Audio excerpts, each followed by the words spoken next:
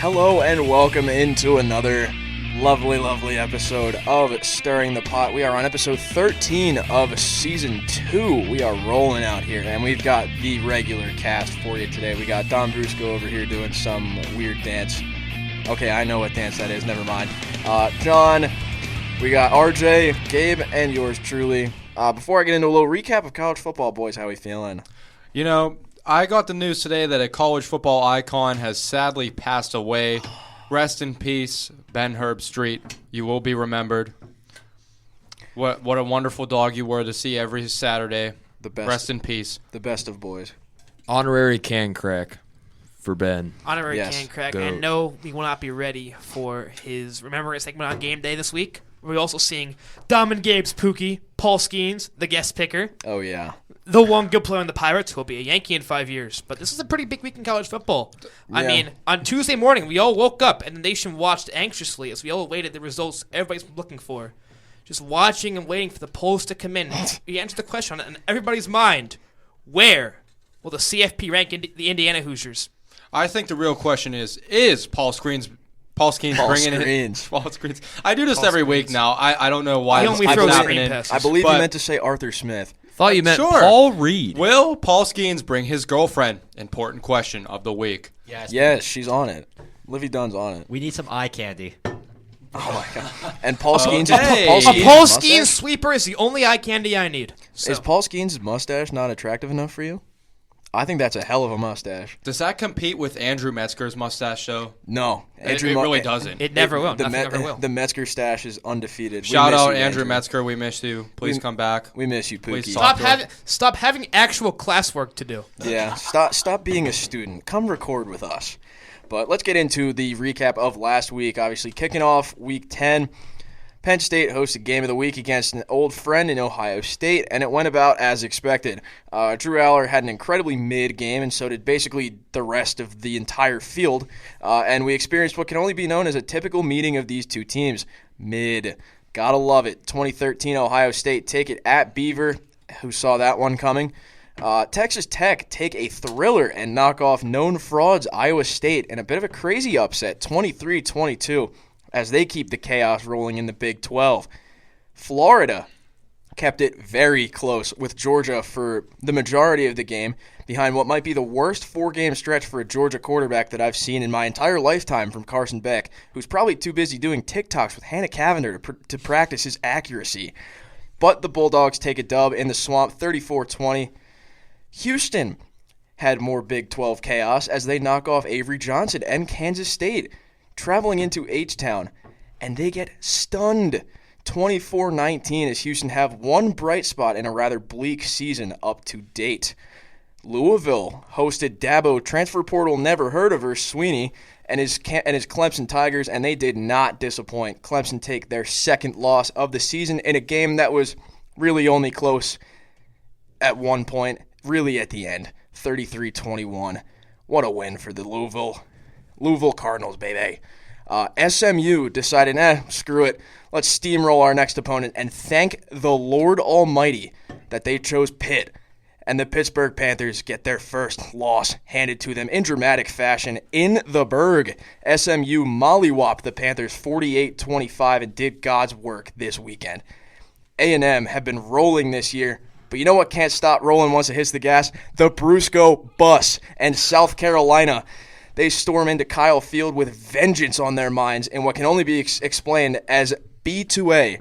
Viewers know what that stands for, as they roll into College Station and make Don Brusco so happy. Commanding lead, 44-20 Dubsky.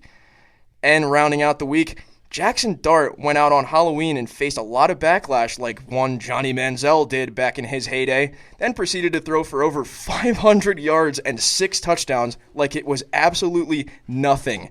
Army are still undefeated. USA, USA, USA. Cam Ward's allergic to losing for some reason. Tennessee squeaked past Kentucky, and the Indiana Hoosiers are still a wagon. Boys, what are your thoughts? Can we please talk about how SMU is a Miami loss away from being in the playoffs? I think they might be the other team to come out of the ACC in the championship. They're tied for first, and the only They reason should be. Miami's ahead is because out of conference. SMU's only loss was a 3-point loss to BYU. Man, this Miami team does not move me all. I mean, it feels like every week we check the CFB scores and just see Miami down at the half. Miami, oh my God, Miami might lose this week. And then Cam Ward pulls some stuff out of his behind and just wins the game.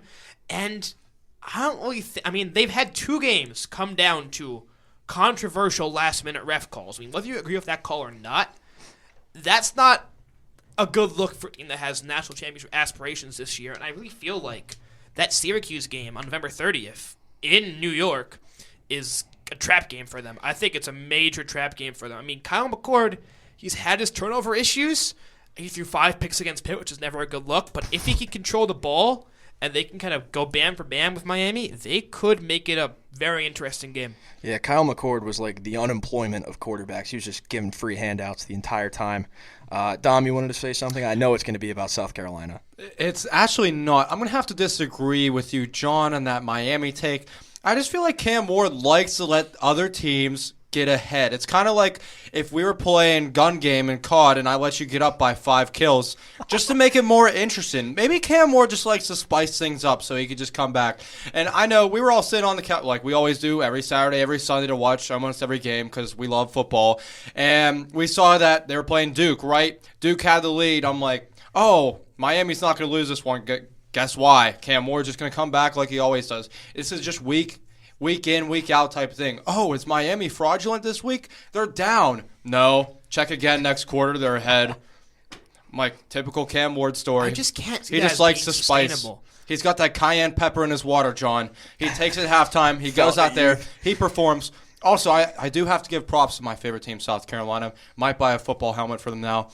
I'm very disappointed that several of you guys disagreed with me this week. I really feel like we should have covered that Vandy, South Carolina game. Even though that is one of my favorite games to cover. I don't know. Go Cox. Yeah, I But wonder why. tune into that game. It'll be an interesting one. I will say on South Carolina, this defense is really good. And it's kind of underrated. Everybody talks about Lenore Sellers having a pretty solid year and Rocket Sanders. Kyle Hard Dylan Stewart have 14 sacks combined. I mean, Rocket Sanders had an outstanding Rocket game. Sanders had a against great A&M. game. And here, you can keep going. I just wanted to say On something this about defense, defense. I just wanted to say they didn't just have the stats. They've played good in the clutch moments. I mean, they had 2 4th-and-1 stops, which is huge in a close game. Yeah, and I know you were talking about their defense. I think something that goes a long way in South Carolina, you see a freshman defensive end having this kind of impact on a defense, it's got to give you flashbacks of a certain South Carolina DN that went number 1 overall. He might come out looking like J.D. Clowney out there. Will he play like him in the NFL, though? Wait, he went first overall? Clowney, yeah. What Texans. year? 2014. 2014. 13 or 14, I 14, forget. I think. 14. Was 13 13 was when they held Eric the tackles, Fisher? yeah. Yeah. Yeah. Oh, my God. Eric- Shout out MAC player Eric Fisher. Shout out known Love it. pasty boy, Oh, my Eric God. Fisher, I love number it. 1 overall to the Kansas City Chiefs. Dang. I want to mention real quick, and this is praise, Connor, by the way, before I mention It's this. going to be about Ohio State. Well, I'm shocked Penn State didn't win. They should have. I'm going to Really? be completely honest. Ohio State left 21 points off that board I'm due to mistakes, completely miscues, in disagreement. and turnovers. Did you watch the game? I watched the game. I'm also in disagreement, and I watched that game with you, RJ. I just was not moved by Penn State because they could not score offensively. I'm gonna say the same That thing. defense, specifically that interception in the end zone, was huge. I I was didn't even gonna think he reference picked. that. I was looking at the Penn State player. I thought they were trying to see if he caught the ball. And I'm like, wait a second. He picked him off. He completely just mugged that man of the ball. Yeah. That was incredible. If it and wasn't for Will Howard throwing the pick 6 at the beginning, it would have been nowhere close. I think a lot of things talking about that play specifically, that's really unlucky for Aller. I think Aller had a great game other than that. I mean, he was moving the ball downfield. He was great on his feet. He looked great rolling out of the He pocket. had a good game, but it just wasn't enough, I feel like. And Yeah. I feel like he's hit his ceiling as a quarterback. I don't think he can get much higher than this because, like, he played a fine game, but, like, when you're playing number 4 Ohio State when they're going into this game, when you're playing a big Ohio State team, you have to play lights out, just completely next level. He just didn't do that. See, I know I've been known on this podcast to flame Drew Aller all the time, but in this case, I'm going to defend him. I think Drew Aller showed a lot of flashes in that game. Obviously, they didn't get into the end zone. I think that was really unlucky on his part. He should have had a passing touchdown there, but a crazy play from Ohio State's DB. He was throwing balls on the money the entire game. How did they get down the field for that drive? He almost threw a touchdown to, I believe it was, Tyler Warren. But Tyler Warren's been the driving force of that offense, but I think Drew Eller showed a lot of poise in that game, which is something I haven't seen from him so far as a Penn State quarterback. And I mean, like I know you said you think he's hit his ceiling. I think there's more to come from him. I just feel like if you haven't showed up by now, how long are you going to show up? I mean, you've been a starter for almost 2 years now. I mean, we're at the end of this season, and this is the biggest game of your life, and you play good but not great football, and I just can't. He needed to not just be a reason why they were in this game. He needed to go out and win them this game because you're the quarterback. That's what we have to do. And you got some mistakes, but I'm more on the Penn State side. I think Tyler Warren not getting targets in 4 drives where they failed to score is egregious. He is the best player on that offense, I think, pretty definitively. He's carried them to some wins, especially that USC win, and just not finding a way to just get him open on 4 drives. That's why they didn't score on those drives, why they didn't get touchdowns on those drives. And I'm going to give a shout-out to Ohio State safety Caleb Downs for locking him up, having his statement game as a Buckeye, and being one of the reasons they won this game. That was probably one of his best games as a Buckeye. I will say that. I mean, you haven't been hearing him as much. I mean, he makes those plays that are like routine plays. I mean, he gets the job done, and that's all we really needed. And then he brought out that X factor this game. But I'm looking at Penn State specifically on the offensive side. I mean, I was watching it first. I'm like, Penn State got that pick 6, and I'm like, oh, Lord, I'm getting 2016 flashbacks. Then you get the field goal, so you got those 10 first quarter points. Then, for the whole rest of the game, 3 points. And I'm looking 3 for 11 on third down. I don't know. I mean, your tight end was your leading rusher. You guys are known for having those running backs, and Singleton only had 15 yards, and Allen only had 27. And it's just the thing. I don't even know who to blame for this. It's obviously the coaching, but who in the? I don't even know if it's Franklin. Have you seen his record against top 10 teams? That's not just on the head coach. I think the coordinators are who to blame here. Obviously, losing out on their DC Manny Diaz to Duke was major. You guys lost every secondary coach. You lost your special teams coordinator. He's done at Boise State. Mm-hmm. Lost your OC, which maybe does wonders because now the new OC is honestly, in my opinion, he's better. Horrible. Is he not like? He's opened up the playbook more, but how much more can you open the playbook? This offense just. It's the disadvantage for having a run-heavy offense. It does not work good in games where you have to score in the red zone against good defensive lines. Harbaugh? Yeah, Harbaugh did it. Unless you're Michigan, where you have the best O-line in the country. They had an NFL team. Yeah, they had an NFL team there. But I just think that they need to experiment more with their plays. Obviously, they're trying different formations, and they've got these, 3 offensive linemen and 1 quarterback with, 8 people on the sideline. That makes no sense. Why are we experimenting that way? This team is known for 2 positions, linebackers and tackles. And what do? They never run it to the outside. It's always right up the middle. And something that I've noticed about this team is when you have 2 of the fastest running backs in college football, why do you not run stretch plays or why do you not run toss plays? It makes no sense because you have the tools. You're just refusing to use them right. Is that a problem with not trusting your blockers? They had an all-pro last year, pretty much. They had Olu Fashanu, who was probably the best tackle in the country, if not, I believe, he was one of them. If not top 2, 3. But you saw it there. They never ran it to the outside. I don't know why you wouldn't trust a guy like that. I was pretty confused because I think really both these quarterbacks. You didn't have a quarterback that threw over 25 passes, so obviously you're looking at the run game, and especially I don't know if it's just Ohio State in the trenches just got it done on both ends because I think in those trenches, I think that's what won Ohio State the game was the trenches because they made up for in those trenches they made up for their mistakes. I think the main factor that drove this Ohio State offense was, and I know he hasn't been used too much, and it's been a lot of Henderson. I think Quinshon Judkins was the X factor for them this game. He really opened it up. He's that second back that you really needed. Well, you watched that 4-minute drill in the fourth quarter. You guys could not stop that run. We just kept handing the ball off. And the swing plays, you can just send both running backs out on swings. They're never going to stop it. You're going to find one of them. Yeah, you'll get one of them, but the other one's going to be wide open. Yeah, I think if you wanted to lose any game, though, it's this game. Because I think you guys, unless you blow something in some nuts fashion, you're making the playoffs. Because most likely, unless I'm trying to think of a way of how you guys could get into the Big 12, Big 10 title game. I don't think you can it's gotta be. Unless It's a Oregon has three-horse some race. crazy unless loss. Ohio State loses to Indiana. It's a 3-horse race. It's Oregon, Ohio State, Indiana.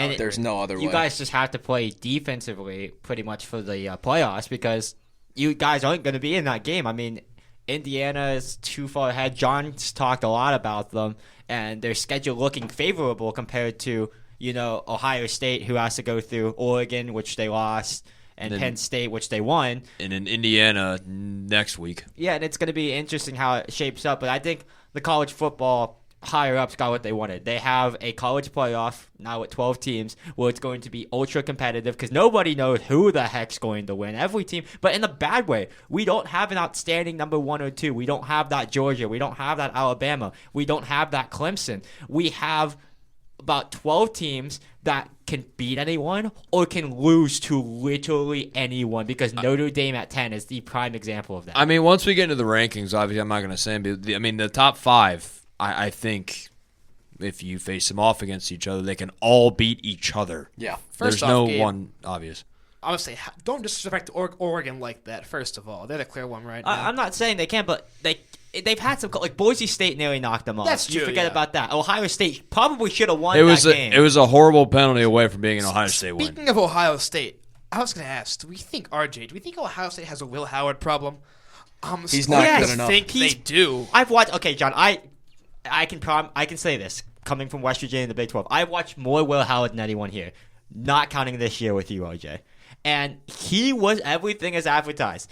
He is Kyle McCord with a little less arm strength and a little more mobile. You take some things away, you get the same goddamn player. It's what it is. And I don't know why Ohio State fans were split down the middle. They were like, he's good enough, but others were like, oh, he's going to lead us to the promised land because we don't have McCord anymore. No, he was not good. And Kansas State let him walk because they felt Avery Johnson was the better quarterback. And I'm going to say it. Yeah, and I think the one thing you're looking forward to as an Ohio State fan is when is Julian Sayin getting on campus? And I think he's going to be the big difference maker because he's a lot more like the more modern Ohio State quarterbacks you've seen, like a Stroud, like a Justin Fields. Obviously, Justin Fields has way more rushing upside than any of the quarterbacks that have come out. But I want to go back to your point about the top 5 being able to beat each other. I think the top 9 can beat each other. You want to get into rankings?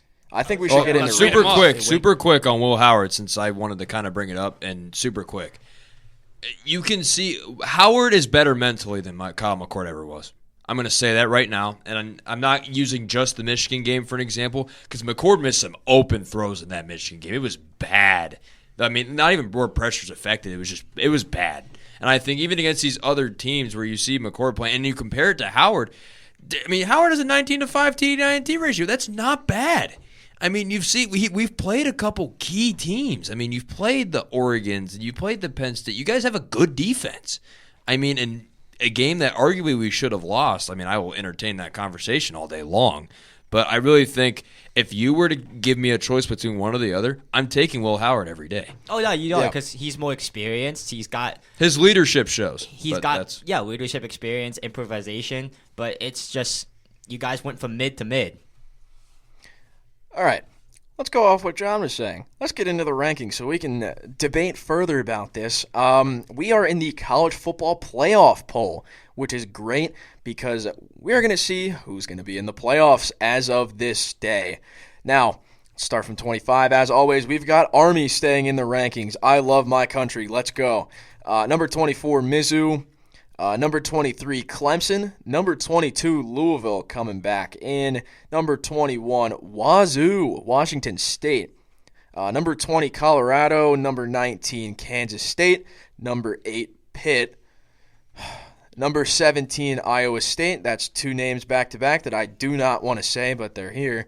Number 16, Ole Miss. Number 15, LSU. Number 14, Texas A&M. Number 13, SMU, and we get into the playoff teams currently. At this date, number 12 projected to be the top non-con. Group of 5 conference winner will be, as of this date, Boise State. Fork Fountain Kitchen. Fork Fountain Kitchen, yeah. You could see a Memphis go in there, but number 11, Bama. And into the top 10, number 10, Notre Dame. Number 9, BYU. Number 8, Indiana. Number 7, Tennessee. Number 6, Penn State. Number 5, Texas. Number 4, Miami. These are going to be... Actually, no, that's not the conference champions because there's 2 Big Ten teams at 1 and 2. Number 4, Miami, like I said. Number 3, Georgia. Ohio State moving up 1 to number 2. And Oregon held nice and steady at number 1. I would just like to say one thing going off of what I said before, and I'll let everybody talk. I think anybody in the top 9 can beat anybody else in the top 9. Boys, what are your thoughts? I just honestly feel like Army was very disrespected in this college football playoff ranking. I mean, an undefeated team hasn't lost a game yet, is all the way at the bottom of this list. And then you have Pitt, who just got destroyed by SMU, be placed above them. Really? And their cupcake schedule as well. And then you saw a lot of teams this week play real games against real playoff teams and end up just getting demolished. And they're ranked above an undefeated team. I'm disgusted. Cupcake schedule. Army has a cupcake schedule. No, Pitt had a cupcake schedule until they played SMU. I'm not. Don't debunk that. I'm not debunking that, but Army has a cupcake Except schedule. for maybe us, who they should have lost Army's to. entire conference is a cupcake. Okay. It's just a giant cake. But for Army, that's impressive. That's impressive for Army. It's Army. It's Army. Thank you. But if Just you proved have your to point. say for Army, that means that you have to go down. I mean, they deserve to be in the rankings above 100%. Pitt, at least above Pitt. No. You're Yes. not. Okay, First Pitt's a Power off, 14. why are we arguing over Pitt? First off, we have a poll. exactly. Ladies and gentlemen, In the wise we words have, of Peter Griffin, who the hell cares? The horse is here. we have a polar bear in Arlington, Texas. What is Mizzou doing at 24? Exactly. They Thank just you. got BTA'd by Bama last week. Hey, it's the Block M's, man. Michigan were in here for so long, too. Mizzou's the new Block M. I don't understand it. But, like... I don't get it either. Also, Washington State is the number 2 not Power 5 team. Or not Power 4 team. So if Boise State were to lose ground somehow, Washington State would make the playoffs. All right, my so God. wait, That's quick insane. question. The game that we're covering this week, LSU-Bama, is that major? That's major playoff implications. Oh, yeah. The right? loser doesn't make it. Loser doesn't make it. Losers Winner out. does, basically. Losers okay. out, pretty much. And they take each other's spots there. All right, so that's like a last call game there. Yeah. I would just like to mention the fact that look at the Big 12 in here. What the hell is happening with the Big 12? And there's so much chaos in there. Obviously, you have BYU somehow leading the pack. And then we've got teams down there like Iowa State. You've got Kansas State still hanging in there somehow. Colorado sitting in there, sitting pretty with Travis Hunter running his mouth all the time. Where did that come from, by the way? Travis Hunter used to be the most humble person ever, and now he's just like turning into Shadur. I don't get it. He secured a top 5 as a top 5 pick in the draft. That's why. Yeah, that's fair. No, he's become very humble I don't towards gotta the register Raiders for classes. losing. I will say, That I should think hurt. Colorado has a whoever. very high chance to make the Big 12 title game. Because just looking at the schedule they play. Listen, Texas Tech's going to be a tough game this weekend. That's going to be a pretty good game to watch. That's no cakewalk. They're the team. They're why Iowa State dropped down in these rankings. But after that, they get Utah and Kansas. That's a very scary 2 games if it's August. Yeah, can we please talk about how the top 3 teams coming into the Big 12 minus Iowa State, because they were already in there, were actually no, because they were not ranked into the year. So it was Utah which had a majority of the votes to win the conference, Arizona, and Kansas. And we have Arizona State getting votes to be ranked in the top 25 now. Hey, we beat both those Dude. teams. We're good. Cam Scatabo might be one of the best running backs in the country. You know why I know his name? NCAA. Spin the wheel. Oh. I got Arizona Oh, I State, remember and that. dude, he cooked. That's In why. that. Shout out. That's I why love I know. I can't think of his name off the top of my head, but Cincinnati's quarterback, because I got Cincinnati in that spin. We'll be seeing a lot of him this weekend. Braden something. So let's Braden move on. Laszlo? Braden Sorsby. That's who it is. My question here is, what do we think about Tennessee being at 7? Do we like that or not? Tennessee and Indiana are Properly rated. Tennessee, Interesting. Indiana, BYU. Do I'd you say think that could be that integrated 4 around? run 6 through 9 is pretty interesting. I'd say. I will say this: Tennessee have looked very shaky, but the question is, where else would you put them?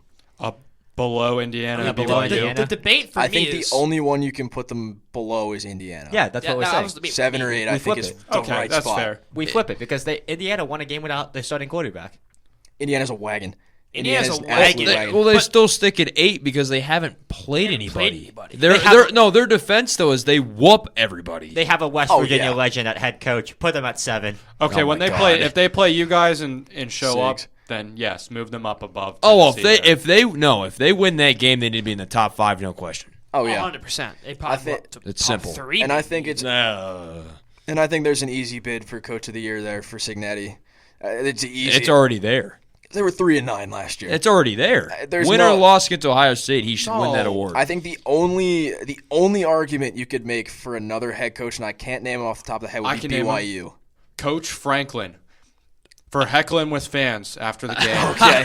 Okay. Yeah, they he gets the one of Nick Sirianni I award. was just gonna say Nick That's the Sirianni. Philly Howie coaching Roseman award. too. Wait, was it to one of his own fans as well? It probably I think it was, yeah. That's Oh, that's the Delco D head The- winner of the year. The What's your Pennsylvania coaching award. Yeah. So let's move on to this top 5. This top 5 is very interesting, I would say, because It's weird. I like these are it. 5 teams. It makes kind sense. of. I mean, I think Oregon's a consensus 1. Yeah. I think Ohio 3 State through consensus. 5 you can probably flip in any order you want. I'm a lot higher on Georgia than most. I think they're going to absolutely roll the rest of the year. But I think they would be my 2. But I can see having Ohio State at 2 because that Oregon loss is probably one of the best losses you can have, I would say. I perfectly agree. I think Oregon should undoubtedly be number 1. Oh, yeah. I think Ohio State needs to be 2 because they should have beat Oregon. But you can't give it to Georgia because of Carson Beck, the way he's played Yes, this year. I would They've looked too shaky in Horrific. general. You can't give it to Miami because Cal almost beat them. Virginia Tech arguably still maybe should have They beat almost them. get beat And- every week. And Yeah. then Texas lost to Georgia. So you can't put them ahead of Georgia. I so would put. That's why I would maybe put Texas at 4. I would agree on that. I would agree. 'Cause Miami And that's looked not shaky. on Miami. It's just you're almost losing every week. You're eventually going to get punished for It's it. the I just- It's the Heisman effect. We said this yeah, last year with that's Drake it. May. Yeah. We literally said this last year with Drake May. Why is UNC still ranked? Drake May is on their team. Yeah. It's those people who have so much media attention that they just get higher in the rankings. But honestly, where else would you put Miami is my question. I would 'Cause, just like, At 5. flop them. that's the only other option. But like Number 1. Texas has looked really shaky recently. They've been a lot like no, they're not as bad as they haven't been as bad shaky as Georgia. No. Georgia almost lost to. Let's put this in perspective. Georgia almost lost to Kentucky and Florida. I this hope year. I hope you know they announced that Billy Napier's keeping his job. Yep, I know. I was just gonna say that about Are Florida. you kidding me? No, I'm Yep. serious. They announced it, I think, this morning. They said, "quote Unless something drastic happens, Billy Napier will be the man for the rest The of the year." listeners are not ready for our hour-and-a-half breakdown of the FSU UF game in a few weeks. Oh yeah, Oh, that is going to be rivalry battle of, game of the week. As a Pirates Bottom of the fan, barrel. I feel the Gators' pain because Yeah, my owner for my baseball team said the exact same thing. Hey, it's okay, though. We'll get rid of all of our players in a few years, and the roster will be completely new, Gabe. It's fine. Shout Yeah. out Rowdy Tellez. shout out Rowdy. I think that's good for the poll for right now. Unless you guys have any standing thoughts. Big 12's making they're getting their respect. I'll Big- leave it at that. Big 12's been the most fun conference. Sorry, so far. Oregon. Yeah, we'll have to mention it. Oregon is unanimously number 1. They should be. There's no doubt. All About 62 votes went to them. Oh, but like Connor said, though, I could imagine any of the teams in the top 9 here giving Oregon a loss. Oh, real Yeah. quick with the AP. Them and Ohio Bama. State are only separated by 7 votes. The reason I cut it off at 9 is because I think Notre Dame do not deserve to be here. No. That, Who do that, they play this that week? if They're that horrible. sticks at Penn State Notre Dame, that might be one of my favorite games to watch. Who does Notre Dame Yeah. play? Who will show up? Who can choke harder? Currently in the playoff, they're slated to play Penn State. What I'm taking I really don't what like a either That's of gonna those. be like 10-7. What I want to see, Fumble RJ recovery kinda, touchdown for Penn State. Riley Leonard rushing touchdown. RJ dismissed this, but I feel like Ohio State, Boise State would be a really great game. Why did I dismiss that? You kind of rubbed it off as an easy win for Ohio State. If you compare him to Tennessee, Indiana, Texas, Alabama, and then Penn State, Notre Dame, it's like when you have hold on, let me find an analogy. I know I can find one. It's like, imagine like the top, what was it? Deion Sanders just draft that top 4, and then the one guy who took roids at Michigan State went at 4 to Green Bay. What draft is that? Oh my God! Someone please tell me. Who was it? I know exactly what analogy you're trying to make. What was it? Barry, Deion, maybe, I think. No, was that it's Charles not Barry. Woodson, or was that before? So I know someone Charles talk Woodson's. I know Charles Woodson's like a Michigan legend. Are you trying to say it's like getting in the COD and getting the unemployment lobby and then just getting destroyed? Yes. Kind of like that. Yeah. I'm going to say Pretty they're much. going to put up a little bit of a fight here. I say this is like... Boise State team is It's sneaky. like, okay, it's like when we all play COD and we're all at positive KDs, and there's John over there with like a negative. And that's what it zombies. is. Why am Or- I catching a stray right now? I And don't then know. we Why add not? Nico That's Corretto to the squad, then the games become incredibly difficult. It's because we make it fun around here. We need to count COD as an obscure football players so we can move on. Yes, I will leave the listeners with one thing for the AP poll. I would absolutely love, to see one of the most exciting quarterbacks in college football that I think personally in Kevin Jennings and SMU in the playoff. That would be amazing. He is such a dual threat. But let's get into the game of the week. We'll keep this short because nobody really cares right now about Bama and LSU. It's a big game. It's a big game. It has a lot of playoff implications, but honestly, they've both been pretty mid this year. Number 11, Bama, traveling a little further down south to take on Brian Kelly and his LSU Tigers in the Bayou. Yes, I spelled that O-U-X. Let's go around the table. We'll just try and keep it short. One good thing you like about one or the other of these teams? For this, I like LSU's team a lot more than Bama, specifically because of Garrett Nussmeier. I like him as a quarterback. He's done great this year. And with Kyron Lacey has been a really great wide receiver for LSU. He's kind of been like that guy. He's had multiple touchdowns a game, carries the boats for LSU. I love that. I love their offense. This is a last call game. You got to go out. You got to win big. And LSU has that home field advantage. That is big for LSU. Big. I just feel like that is what LSU needed to make sure that they get in this top 12 playoff winning projection. And I don't think Bama's going to have that much of a fight in them unless like early season Jalen Milroe shows up.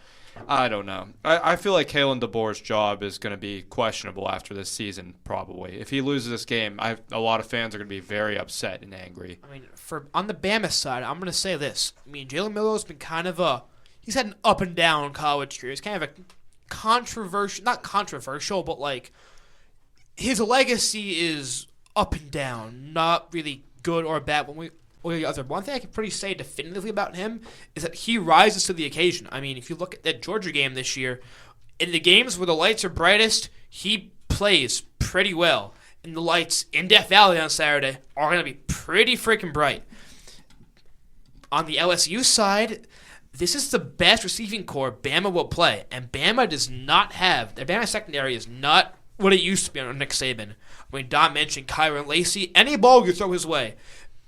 If you throw him a 50-50 ball, it will not be a 50-50 ball. It will be an 80-20 ball. He can get jump balls like the best of them in college football. And also, another guy, what receiver core? Aaron Anderson. I want him to have a pretty big game. And, I mean, this Bama team, just in general notes, they play heavily on momentum. They kind of, whatever momentum they can get, kind of just dictates their game. Against Georgia, they have momentum at the start. They jumped out to a pretty early lead, and they kept that going until halftime, where they lost it, and from there it kind of spiraled around. They barely missed out on choking that game.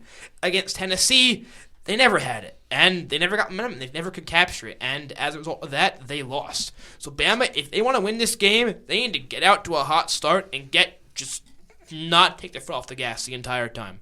Well, here's an idea for Alabama, and I'm going to mention last year's matchup just due to the fact that Jalen Milroe went electric and had 4 passing touchdowns and it was one of his big statement games. But I think for this time around in LSU, take some of the pressure off of him. Get Jam Miller involved more because you've seen his talent. You know what he brings.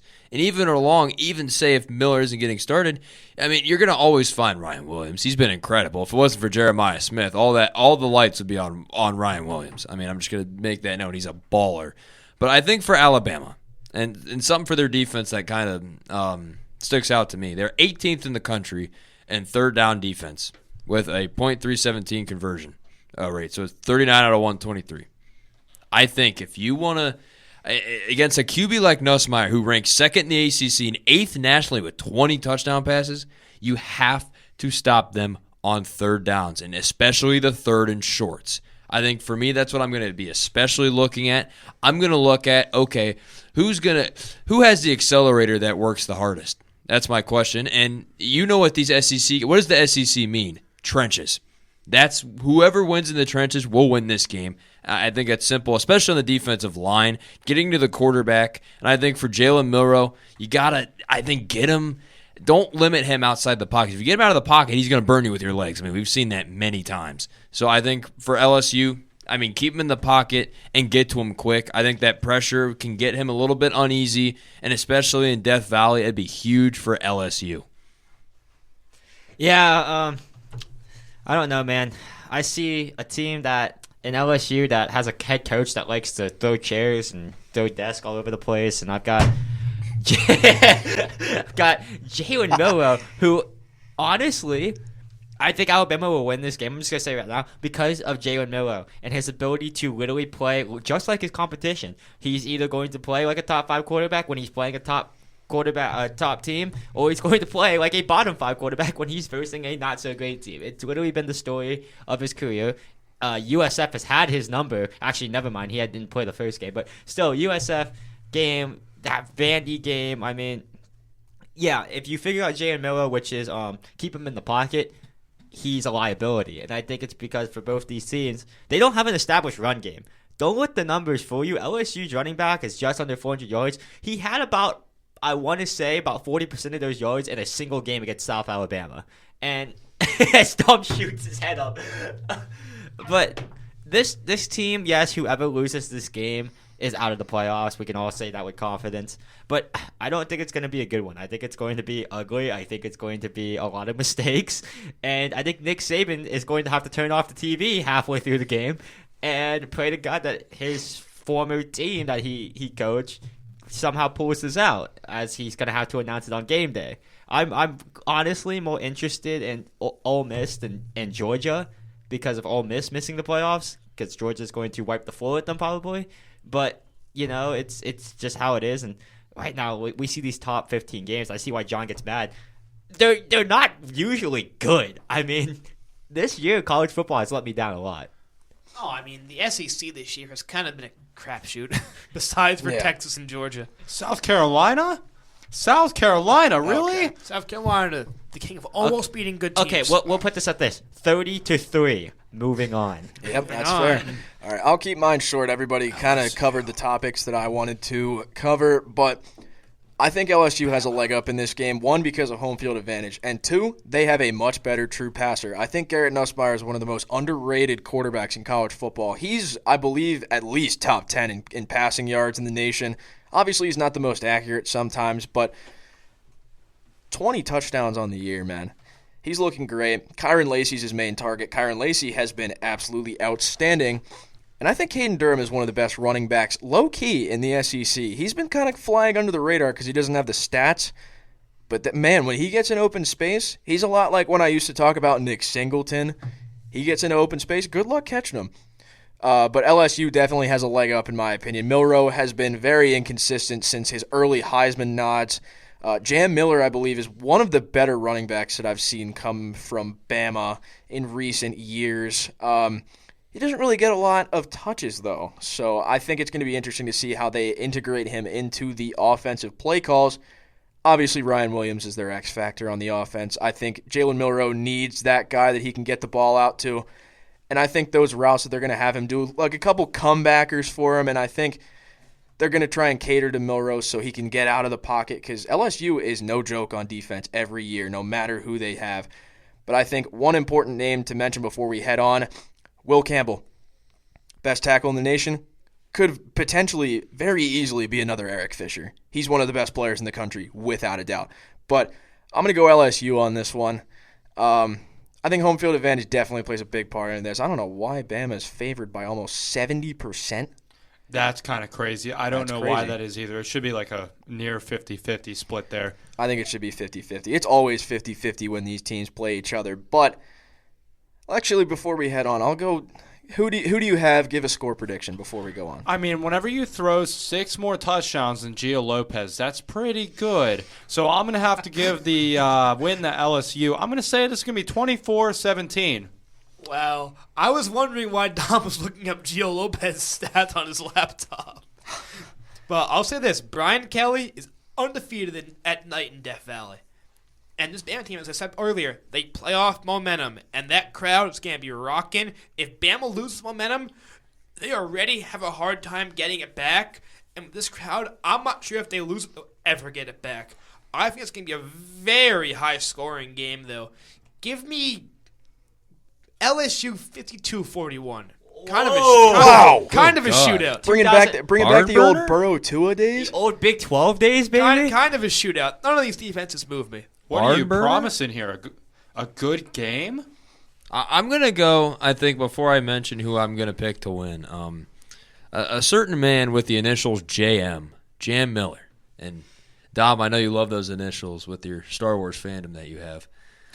Oh, you mean Jinky minus? It's exactly I'm where I was sorry to going any with that. listeners. I'm so sorry I said that. Oh, no. Jam Miller, and I think for Alabama, it's going to be that X factor because of the pressure, like I said, off of Jalen Milroe. Miller played great against LSU last year. I think he's going to do it again this year. These teams are both very shaky. I just think I trust Alabama more than LSU, just due to the fact, I mean, we've seen obviously from LSU, I mean, they've kept it close.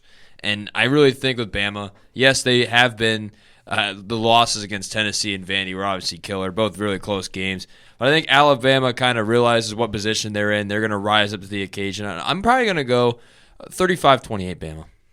I'm going to go with Alabama. It comes down to big game performances. Yes, they nearly blew it against Georgia, but they still won the game. They kept it close with a good coached Tennessee squad, in full honesty. And you look at LSU against big games. Ole Miss in overtime, and Ole Miss has not been that great this year compared to what they were coming in. So, and they have a double-digit point loss to Texas A&M, who lost to Notre Dame, and South Carolina. So, I think Alabama's ability to win these big-time games when the lights are the brightest is gonna shock people. I think it's not going to be whatever the heck John said, almost 100 points, but I think it's going to be somewhere probably around 27-17.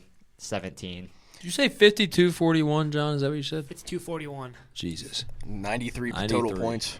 Shoot it out. Come Sport- on. sports- Give us some SEC cinema. Sports media Yeah. majors can do math if it's easy. It Yeah. just means more. It just means more. Looks like I'm the tiebreaker. 2-2 so far.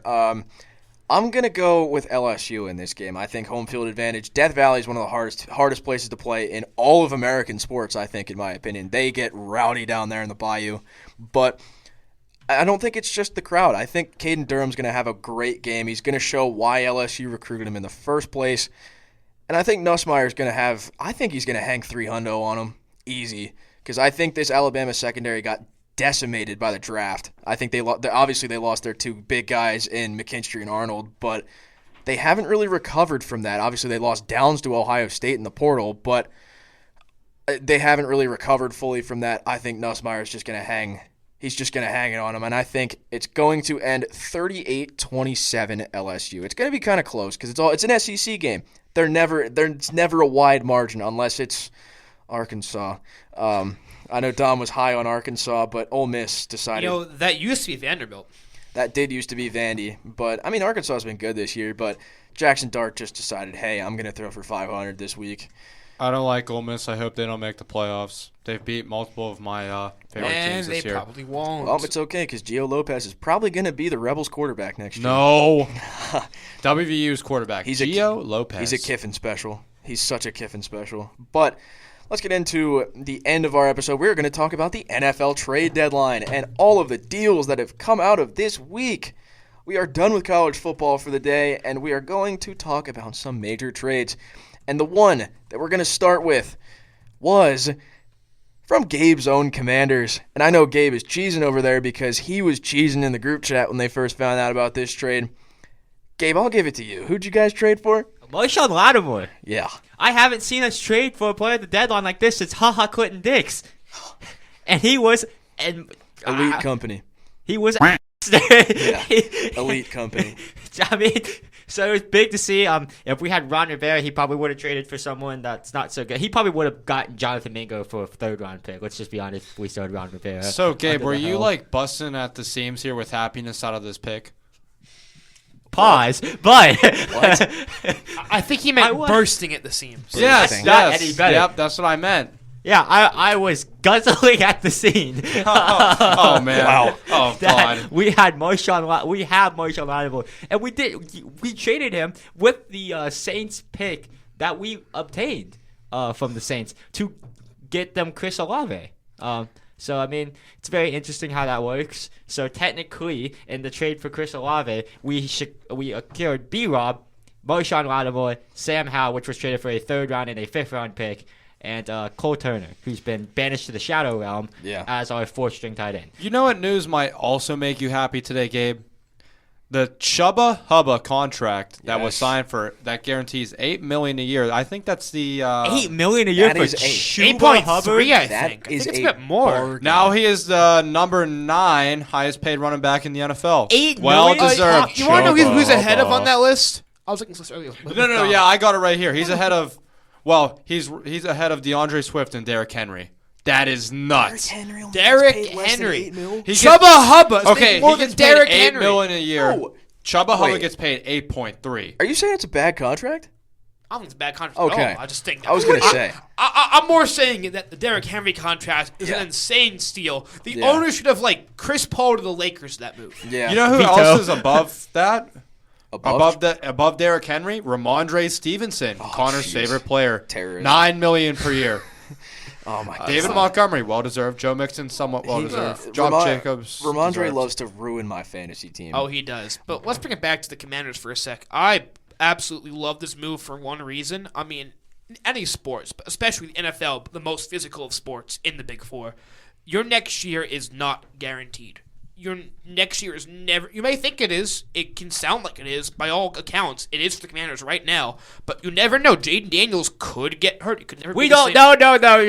No. Come on, John. I'm just No. saying... John, Hey, John. John, it's election season. It was election season. That's called fear-mongering. Oh my God! John's over there with like his. I'm hoping he does not get Disturbance of the hurt. peace. But you never know what can happen next year. But look at the Cleveland Browns. Right? Look at the Cleveland Browns. Look at the Cleveland Look Browns. at the Jets. Look at Aaron That gets- Rodgers. He's old. He's retiring. that Goodbye. gets us Gone. into the- Fear mongering. The That gets us into the next trade. They may be ahead of. They may think their window is just opening, but they're good right now.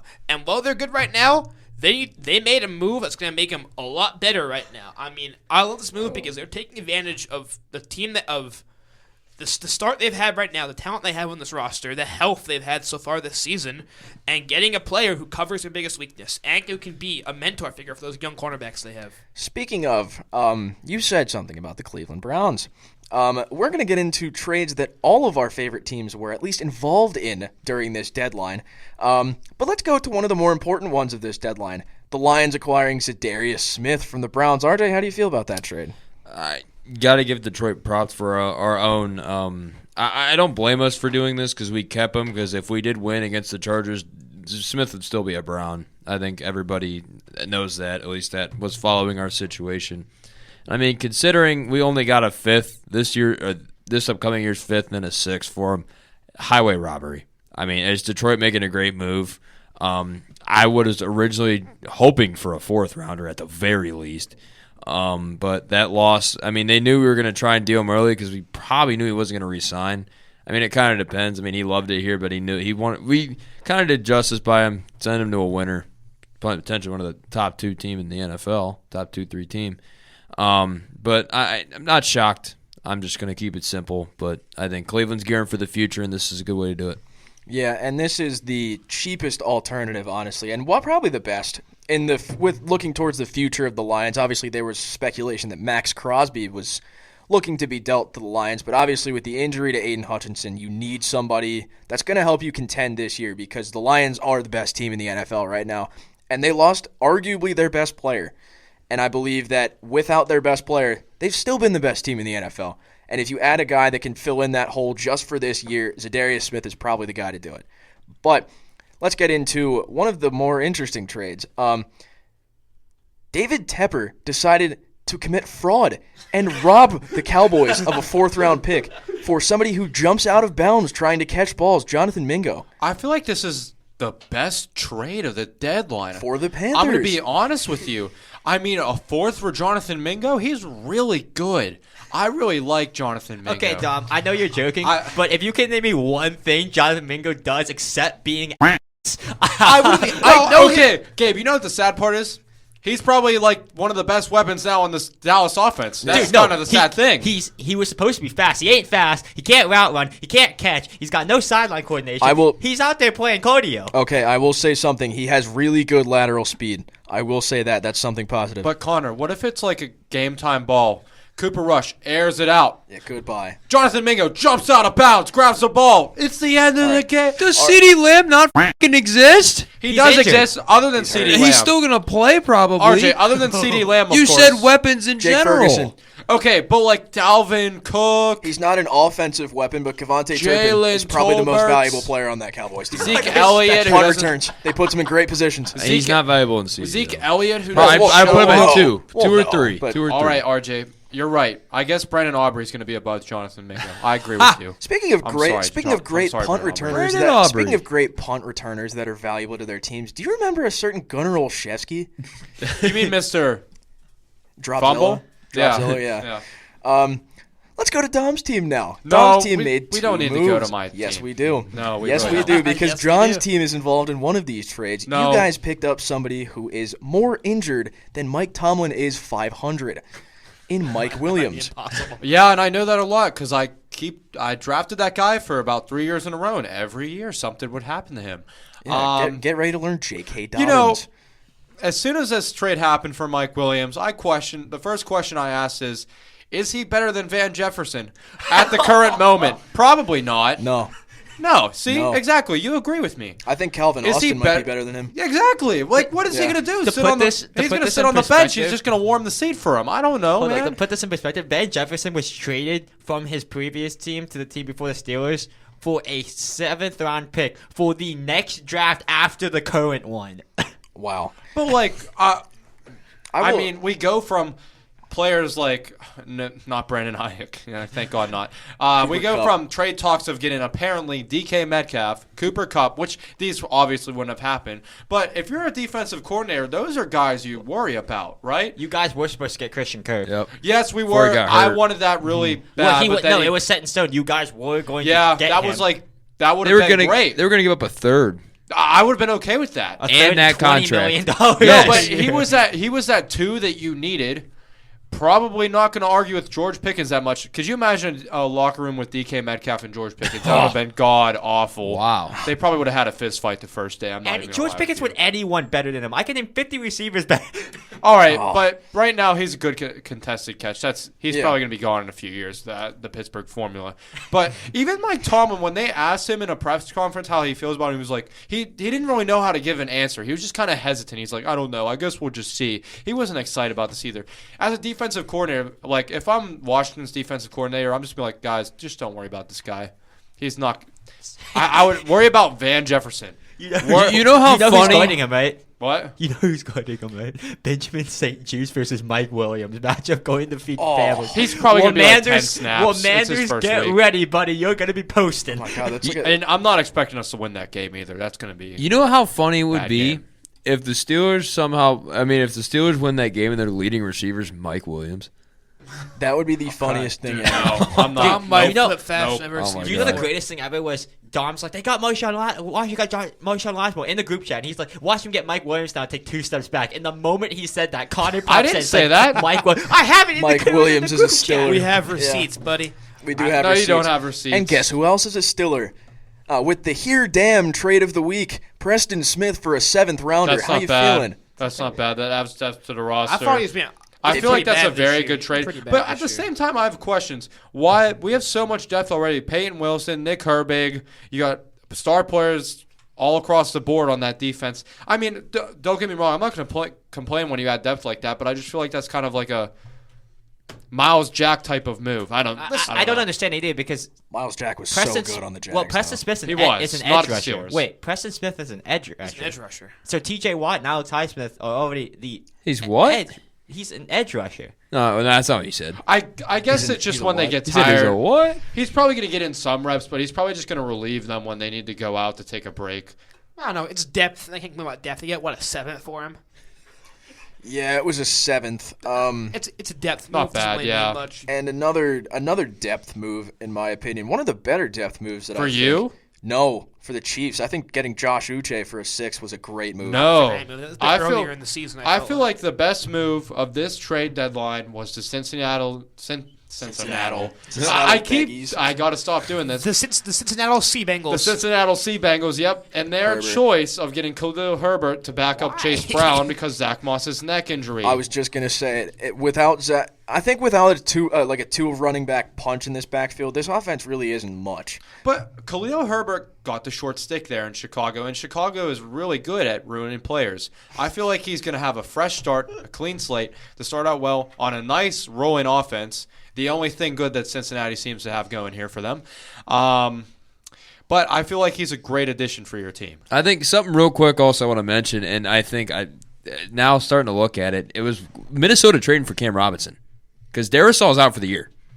And to kind of protect Darnold and kind of give someone of somewhat starter caliber, I think it's great for Minnesota. I think that's going to be really under talked about, and I think you'll see that over the next couple of weeks. I mean, really help that Minnesota team that's trying to make a statement this year with Sam Darnold. Yeah, and any kind of offensive line depth for a team that loses arguably an all-pro tackle in Christian Darrisaw. He is one of the best tackles in the league, in my opinion. He's up there with the likes of Wirfs and all those guys. Obviously, Tristan Wirfs is in a league of his own, but I think he's one of the best young tackles we've seen in a little bit. And it's sad to see guys like that go down, especially when the Vikes were having such a hot start to the year. And I would just like to point out that they started out 5-0 last year and didn't make the playoffs. Goodness gracious. Yeah. I mean, Cam Robinson's like a starter, though. He's not like he's like a bench piece. I mean, you're going to put him out there and you're going to start him. I mean, next year I think you'll have a little bit more questions. I mean, it kind of depends on free agency and stuff. I don't know their whole offensive line contracts. But, I mean, if you can still find a way to use him, I think it would be a great trade because you only gave up a conditional 5th in 26. So Are we going to talk about the most important trade of the I- day? Tre'Davious White Oh my to the God. Raiders. he's not playing tonight. I was too busy looking up because I could too not old. I could not remember for the life of me what tackle that the Jags extended for like $100 million. It was not Cam Robinson. Who was it? They gave him like 5 years, $100 million. It was like the biggest overpay of the year. But they were like, "Oh, we need to protect Lawrence." Oh, I knew Cam. Jaguars Hold on. pay mid players. I know Cam Robinson got an extension. No, from Christian them. Kirk was good, underrated. It was 3 years, $55 million for Cam That was the Robinson. Panthers. Yeah, that was Robert Hunt. Robert Hunt's making Robert 80 Hunt. million. Yeah, That's who it is. Yep. How much is I could have sworn Jadeveon it was the Clowney making? Jags. he's making Like about 22? he's making about as much as me and Connor are making minimum wage. No, I Yeah. thought they paid him like $22 million a year for Carolina. I thought they for overpaid Hunt? him. Oh, for No, Yeah. for Jadeveon Clowney. Yeah. Oh, he's played for Carolina. yep. Am I under a rock? Yeah. We talked about this in. He did play We for talked about Carolina. this in season 1. It's the Go weirdest watch it. looking thing ever. Oh, let's bring in the Brian Burns replacement. It's Jadeveon Jadeveon Clowney. What? Clowney. 2 trades I'd like to talk about, and then we will probably end it. I would like to go more in depth on the Khalil Herbert trade. I think that was a great trade for us. 7th rounder for that. That's a steal. He was Chicago's lead back at one point, and he was putting up numbers behind a pretty bad offensive line. And what do the Bengals have? A pretty bad offensive line, mostly because of injuries, but still a pretty bad offensive line. I think him alongside Chase Brown is going to be great. Obviously, back when we had Mixon, it was the Mixon-Brown kind of 1-2 punch, and that worked out perfectly because Chase Brown is he's a speed back, and Khalil Herbert brings a lot more power back there. So I think that tandem back there is going to be great. It's going to open up the offensive playbook a lot more Because, I mean, when you pair a speed back and a receiving back like Zach Moss, it's a little weird. So I think they needed that power back. They're missing Joe Mixon a lot down there in the trenches. But one more trade I'd like to go over is Baron Browning. The Cardinals adding in to that defense that they need to bolster. And they've been drafting. They've been doing well. They're winning their division. Did we think at the start of the year that the Cardinals were going to be atop of the NFC West? No, at least I didn't. I mean, that division right now, to be fair, is kind of like a whole lot of mid. Yeah, but in fairness, I believe Kyler has been playing, obviously not really much last week. They didn't really need him too much last week because James Conner has been going off, but expect to see big things from Kyler this week. They're going to need to air it out a lot more because they're going against a really good run defense. Yeah, it's really a shame that Kyler couldn't play last week. Yeah, oh Really, no. really What a already. big I'm sure shame. I'm sure Dom is so broken up about how Kyler wasn't used so much last week. That's my fantasy QB. Yeah, I think that's going to do it for us for this episode. Thank you guys for tuning in. We are right at the 1 hour Wow, mark. that's beautiful. That is beautiful. It's a thing of beauty. All right, thank you guys for tuning in. We're going to have another banger for you next week. Peace. Chubba See Hubba ya. is better than Derrick Henry. Remember that. Don't listen to him.